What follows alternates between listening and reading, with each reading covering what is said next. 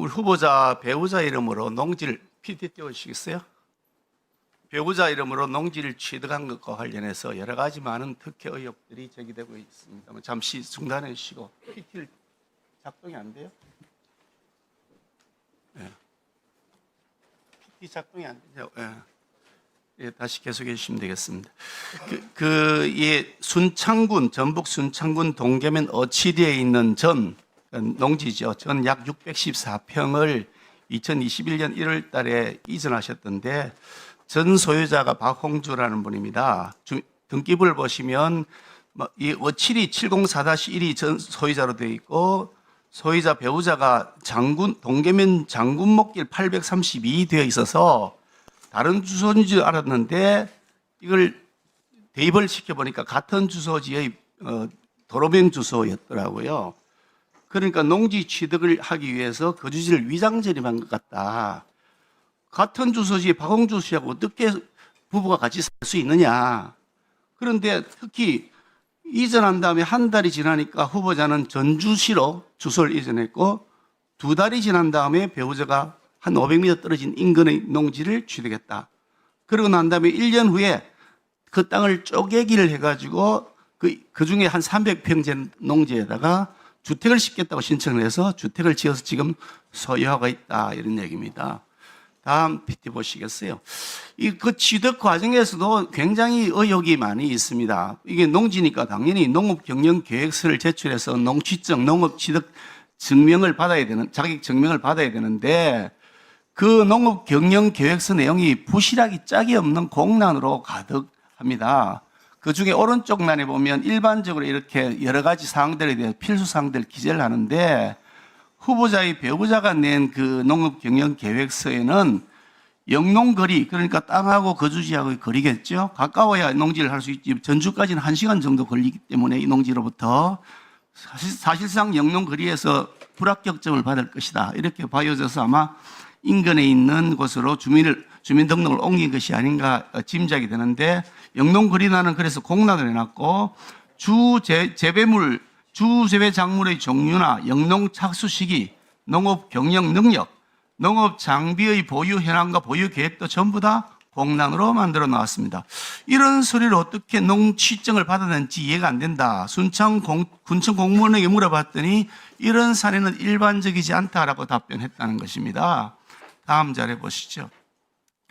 세 번째인데 현재 그러면 농지를 사용하고 있는지를 봤는데 지금 그 앞에 보이는 건물이 지금 한 300평 정도 되는 이게 그 대지로 바뀌어져 있는 집입니다. 아마 배우자께서 거주하시는 것 같아 보이는데 그곳에 있는 그 옆에 땅, 그게 지금 옆에 농지라고 제출하신 서류에 보니까 이게 농지인지 아니면 별장의 정원인지 잘 모르겠습니다. 저 오른쪽 사진 한번 보시면 오른쪽 사진에 그 빨간 선 안에 들어있는 부분입니다. 그 꺾인 선 왼쪽에 있는 부분인데 지금 잡초가 매우 무성하죠. 현재 전혀 농업을 하지 않고 있는 것으로 확인되고 있습니다. 그러니까 매입한 땅 중에 일부는 이게 별장 정원인지 농지인지 확인이 안 되고 그 일부 분할되어 있는 668-18 이게 원래 샀던 땅의 일부입니다. 거기는 잡초가 무성한 것이 현재의 모습입니다. 그런데 후보자 측에서 제출한 자료를 보시면 다음 PT입니다.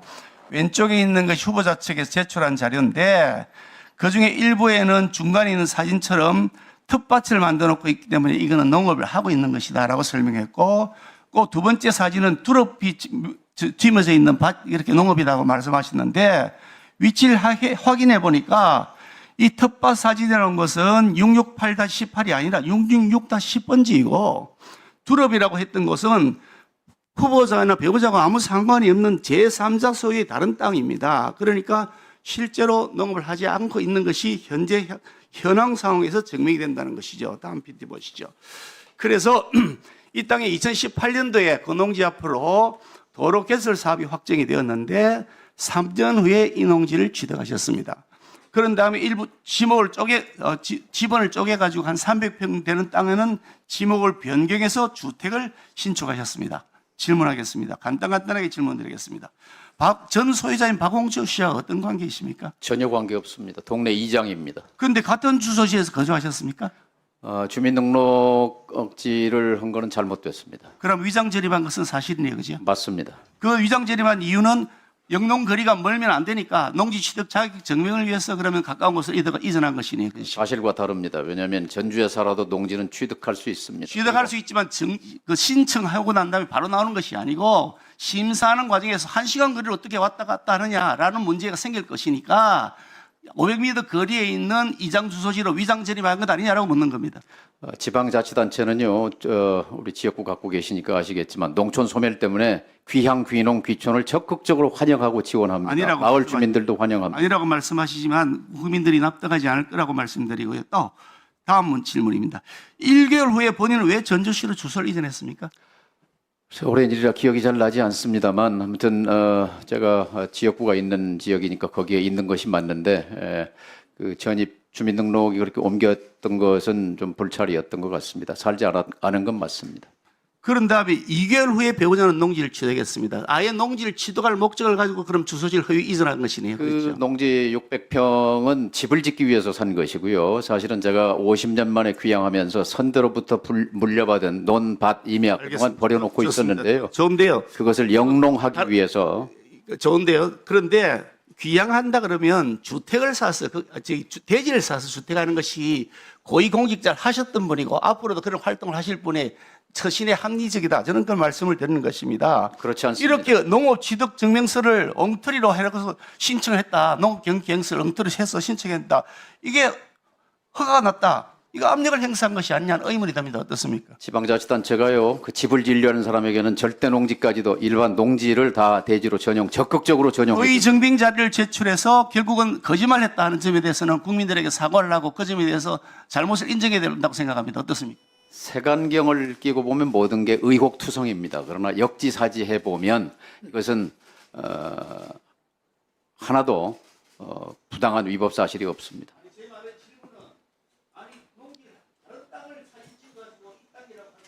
네, 제가 좀 설명을 드리겠습니다, 위원장님.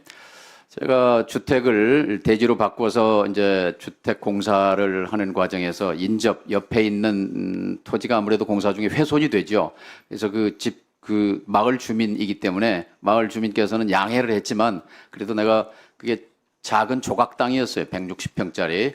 제가 그 훼손된 땅을 매입하겠습니다. 그리고 매입을 했습니다. 그런데 그게 또 도로 부지로 예정돼 있어서 그 절반은 도로로 수용되고 나머지 80평을 제가 1,000만 원을 주고 매입을 했습니다. 다 잔금을 줬습니다. 그런데 도로가 나야만 분할이 되기 때문에 등기를 할 수가 있어서 제가 아직 등기는 안 넘어온 상태입니다. 그래서 재산 등록에도 누락이 되어 있습니다만 그게 두릅밭입니다. 근데 제3자가 보기에 색안경을 끼고 보면 이거 지 땅도 아닌데 두릅밭이라고 거짓말했구나. 그런데 사실은 계약서도 있고 이제 등기 절차를 안 한 그런 상태라는 걸 말씀드립니다. 네, 드릴게요, 계약서. 예. 그 주인이 박종례 씨라는 마을 주민인데요. 예. 드리겠습니다. 예. 자, 수고하셨습니다. 간단하게 질문하겠습니다. 후보자께서는 북한이 우리 대한민국의 주적이다라는 의견에 동의하십니까? 동의하지 않습니다. 그럼 북한은 주적이 아니고 우리의 적도 아닌 겁니까? 위협입니다. 위협일 뿐인 것입니까? 단순하게 북한이 핵무장을 하고 있고 언제인지 우리를 향해서 방사포, 미사일 다 쏠 수 있는 상황임에도 불구하고 위협일 뿐이다 이렇게 인식하고 계신 겁니까? 저는 쏠 필요가 없는 상황을 만들어 가는 것이 우리 정부가 할 일이라고 생각합니다. 충분히 만들 수 있습니다. 금강산을 200만 명이 다녀오고 공단에 제가 질문에 대한 답변을 했어요. 제 질문 시간이니까요. 북한이 선의로 안 쏠 거라고 믿으라고 하시는 건 일단 황당하다는 말씀을 드리는 거고요. 다 좋습니다. 북한에 무인기나 유인기나 인공위성이나 보내어서 북한의 동향을 살피는 것이 불법입니까? 정전협정 위반입니다.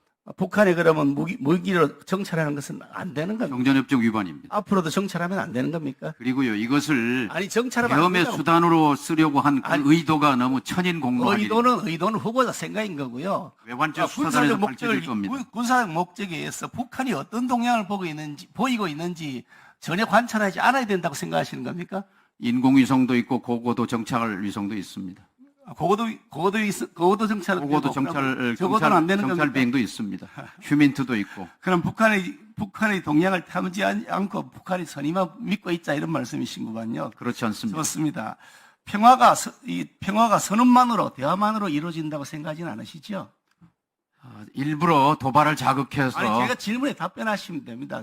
평화가 대화와 선언만으로 성취되는 것이라고 생각하지는 않으시죠? 햇볕 정책은 강력한 제 국방력을 질문에 대한 바탕으로 답변을 자꾸 진행됐습니다. 회피하지 마시고요. 제가 질문에 대한 답변을 안 하시고 자꾸 회피하시잖아요. 평화가 선언과 대화만으로 성취되는 것이라고 생각하지 않으시냐고 묻습니다. 평화는 두 가지가 다 필요합니다. 강력한 힘 그리고 두 가지를 다 대화와 두 가- 아주 지혜로운 외교력이 필요합니다. 북핵이 이미 벌써 확실하게 말씀하신 것처럼 확실하게 확정되어 있고 그것이 북한의 핵 독점이 되어 있는 이 시점에 힘의 균형을 이루지 않고서 대화와 선언과 외교만으로 항구적인 평화가 이루어질 것이라고 생각하신다는 겁니까?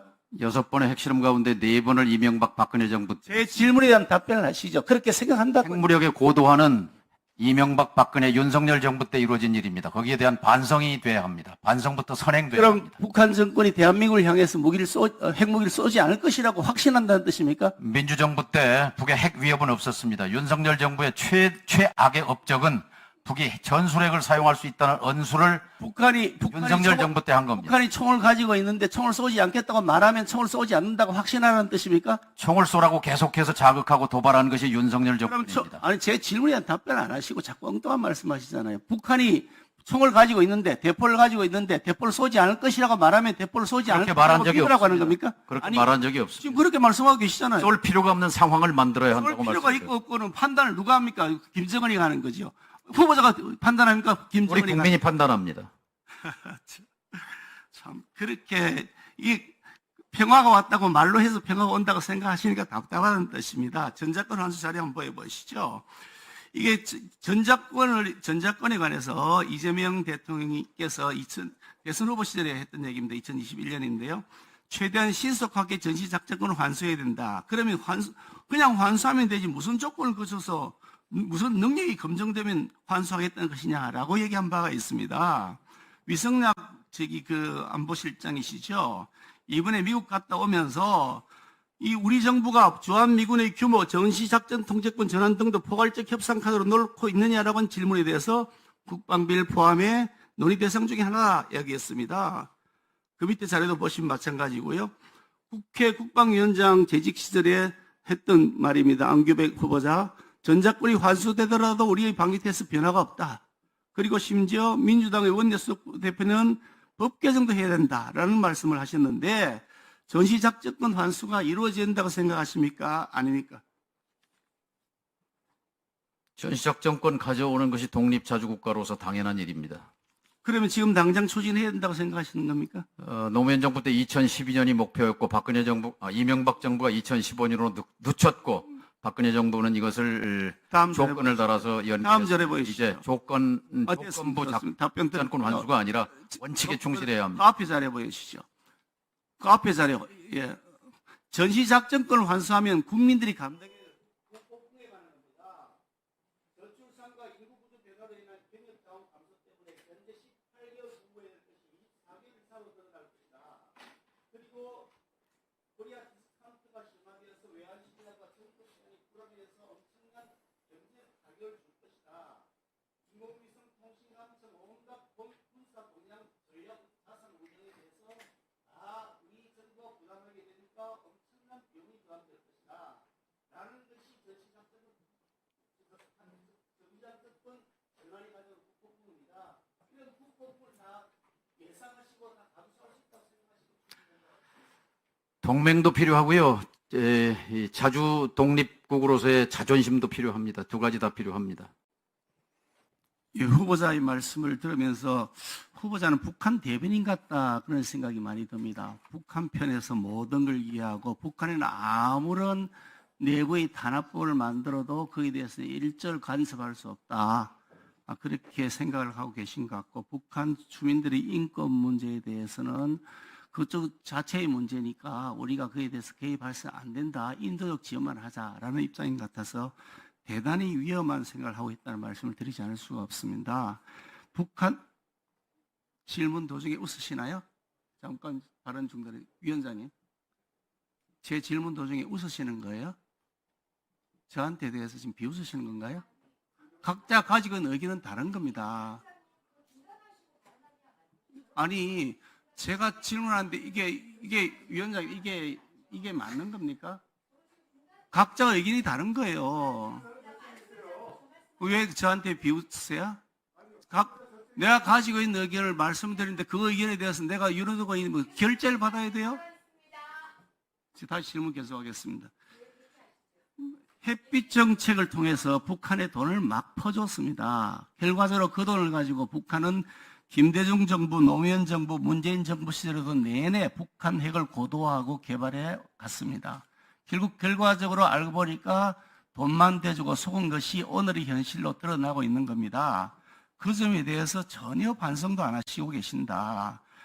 북한 편만 들고 계신다는 말씀을 드리지 않을 수가 없고, 저와 우리 국민의힘은 흡수통일을 원하지 않습니다. 흡수통일을 하겠다고 한 적도 없습니다.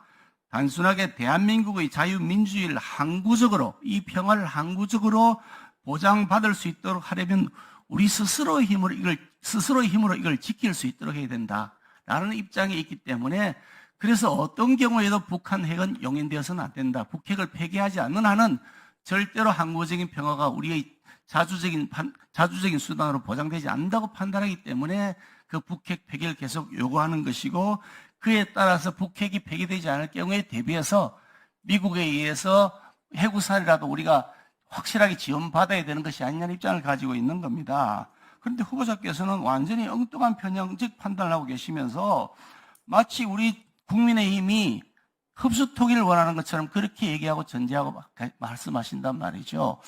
그래서 대단히 유감스럽다. 어떻게 이렇게 곡해하고 왜곡된 편향적 판단을 하시는가. 대한민국의 통일부 장관이 아니라 민주당의 통일부 장관 같다, 이런 생각이 듭니다. 물론 민주당 당적을 갖고 계신 현역 의원이시니까 민주당 편에 설 수 있다고 생각합니다만, 이렇게 편향적인 생각을 가지고 있으면서 북한의 대변인 같은 역할을 계속 하신다면 통일부 장관으로서 자격이 없다, 저는 그렇게 생각합니다. 생각이 어떠세요? 저는 북한 대변인이 아니라요, 평화를 사랑하는 평화 국민의 대변인입니다. 그리고 민주당 통일부 장관 맞습니다. 저는 현역 의원도 겸하고 있습니다. 그리고요, 개성공단을 만든 사람으로서 개성공단을 없앤 국민의힘, 그때는 한나라당이었나요? 그 정부에 대해서 대단히 유감스럽게 생각합니다. 그리고 지금 남북 평화를 위협하는 것은 저의 생각이 아니라 윤석열 정부였습니다. 개성공단 문제는 북한이 온갖 불법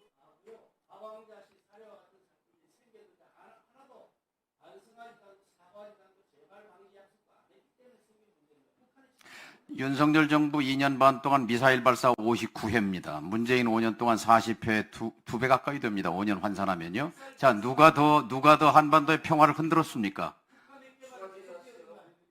예? 자, 이명박 정부, 박근혜 정부 4년, 정부에서 6번의 핵실험 중에 4번을 했습니다. 핵 능력이 최고로 고도화됐습니다. 거기에 대한 책임감 느끼시지 않습니까? 그 북한이 핵무기를 사실상 보유하고 있다는 점에 대해서는 후보께서도 공감하시는 거죠? 사실입니다. 예. 그런데 북한이 그 대화와 타협을 통해서 화해 협력을 통해서 핵무기를 포기할 것이라고 혹시 믿고 계신가요? 북의 핵기지가 영변이지 않습니까? 영변에 이제 5메가와트 원자로부터 시작해서 이제 우라늄으로 전개되는데요. 사실은 안타깝습니다. 영변 그러면 제가 질문을 간단하게 하니까 답변을 주시면, 제가 영변 뭐 우라늄 말씀을 드린 게 아니고, 그 우라늄 탄이든지 플루토늄 탄이든지 간에 어떻든 간에 북한이 스스로 핵무기를 대화와 협력을 통해서 포기할 것이라고 믿고 계시냐고, 후보자가 믿고 계시냐고 묻습니다. 저는 이 얘기를 하고 싶었어요. 말하자면 영변의 유명한 건 영변의 약산 진달래꽃 아름 따다 가실 길에 뿌리 오리다는 김소월 시인의 진달래꽃 시집이 출간된 지 100년입니다. 올해가 12월 달이. 됐습니다. 그러니까 답변하기 어려우십니다. 핵기지가 아니라 예. 진달래꽃 영변으로 다시 돌아갔으면 좋겠습니다. 뭐 희망사항이야 다 똑같지요. 뭐 후보자뿐이겠습니까? 대한민국 국민이 모두 영변에 진달래꽃 피길 바라지 원전 있길 바라겠습니까? 당연히 북한이 핵무기를 포기한다 그러면 저도 당연히 핵무기를 포기한다 그러면 훨씬 더 자유롭게 북한하고의 관계를 맺어야 된다고 생각하는 사람입니다. 김 의원님이랑 그런데 같이 영변에 진달래꽃 보러 북한의- 가는 그런 시대를 만드는 북한의 게 핵 폐기가 사실상 불가능할 것이라고 보는 것이 국제적 시각이고 특히 이란 사태에서 봤던 것처럼 핵무기가 없는 경우 그전에는 리비아 사태를 봤겠죠. 핵무기가 없는 경우에 겪게 되는 북한 정권의 운명에 대한 두려움이 북한 독재 정권에게는 반드시 있을 것이다. 그러니까 어떤 경우에도 핵무기를 포기하지 않을 것이라고 보는 것이 통상적이고 상식에 부합하는 거라고 저는 생각합니다. 그런데 북한이 핵 폐기를 하지 않을 것이라 그러면 한반도에서 항구적 평화를 보장할 방법이 뭐가 있느냐? 북한의 선임에 과연 우리가 의존할 것이냐는 근본적 의문을 제시하는 겁니다. PT 띄워봐 주실래요? 후보자께서는 과거에 이렇게 말씀하셨더라고요. 이게 2005년도니까 노무현 정부 시절입니다. 노무현 정부 시절에 북한의 그 육자회담 무기한 중단과 핵무기 보유 및 정산 선언에 대해서 북한의 메시지는 핵을 포기하고 양도할 용의가 있으니 삶을 보장해달라는 것이다. 라고 말씀하셨습니다. 굉장히 선의를 해석하셨습니다. 그 뒤편 마지막 걸 보시면 이것도 노무현 정부 시절입니다. 노무현 정부 시절에 뭐 북한에 잘 해주셨잖아요. 북한하고 굉장히 서로 요하고 대화하려고 하셨죠. 그런데 북한이 가장 바라는 것은 미국으로부터의 공포와 불신에 생존하는 것이다 하면서 미국은 북한이 이번 9.19 공동성명에서 핵 포기라는 전략적 결단을 내린 것으로 믿어야 한다라고 말씀하셨거든요. 그러니까 북한은 앞으로 핵무기를 포기할 것이라는 전략적 결단을 할 것이라고 믿고 계셨다라고 하는 것인데 지금도 그 믿음에 변함이 없으신가요? 2000년 9월 19일 육자 공동성명 당시 북은 전략적 결단, 지도자의 전략적 결단을 내리는 것은 맞습니다. 그런데 9.19 공동성명이 파기된 것을 북의 책임으로 전가한 것은 사실관계가 틀렸습니다. 9.19 공동성명 발표 직후 저는 미국은 누구의 책임이라고 묻는 것이 아니라 핵무기 포기라는 전략적 결단을 내린 것이라고 지금도 믿고 계시느냐고 질문했습니다. 당시를 지금 설명하고 있습니다. 아니, 지금도 그러냐고 제가 질문하고 있습니다. 이미 이제 핵보유 국가를 선언했고 이미 이 핵물질과 핵탄두를 다량 보유하고 있는 입장에서 당연히 북핵 포기는 사실 어려워진 것이죠. 이것을 그렇습니다. 단계적으로 접근할 수밖에 없는 상황이에요. 그렇습니다. 그래서 이게 1938년 9월 달에 미넨 협정을 맺고서 체인벌린 영국 수상이 영국에 돌아와서 국민들이 이렇게 얘기했습니다. 저는 오늘 아침 독일 총통과 다시 한번 대화를 가졌습니다. 저는 이것이 그러면서 종이를 흔들었습니다. 미넨 협정이라고요. 이 종이를 흔들면서 사진까지 나와 있습니다. 그러면서 이 평화가 왔습니다. 이것이 우리 시대의 평화라고 믿습니다라고 했는데 바로 다음에 2차 대전이 일어나서 수천만 명이 죽는 참화가 일어났습니다. 그래서 이 상대방의 선의에 기대해서 대한민국의 안전보장, 평화가 올 것이라고 하는 것은 그야말로 넌센스다. 그렇기 때문에 우리가 자체적으로 우리 자위권을 확보하기 위한 노력을 해야 되는데 북한이 핵무기를 보유하고 있는 한 그에 대응하는 무기가 필요하다. 그래서 우리가 그 핵무기를 보유할 수 있으면 좋겠지만 그게 안 된다면 사실상 핵무기를 가질 수 있는 방안을 찾아야 된다는 것이 제가 가지고 있는 생각입니다. 후보자께서는 그 점에 대해서는 어떻게 생각하세요? 비현실적입니다. 핵무기를 어떻게 갖습니까 우리가? 동맹을 깰 생각입니까? 미국을 어떻게 설득합니까?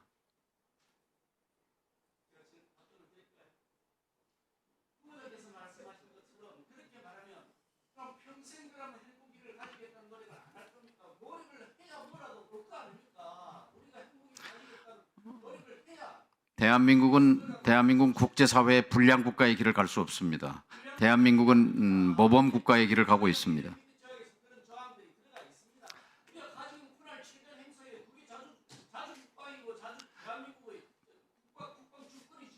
말로 통일을 외치는 사람들이 대개는 반통일의 결과를 가져왔고 말로 지금 북핵 해결을 얘기하는 분들이 북핵 강화의 행동을 보여왔다는 것이 지금까지의 실증입니다.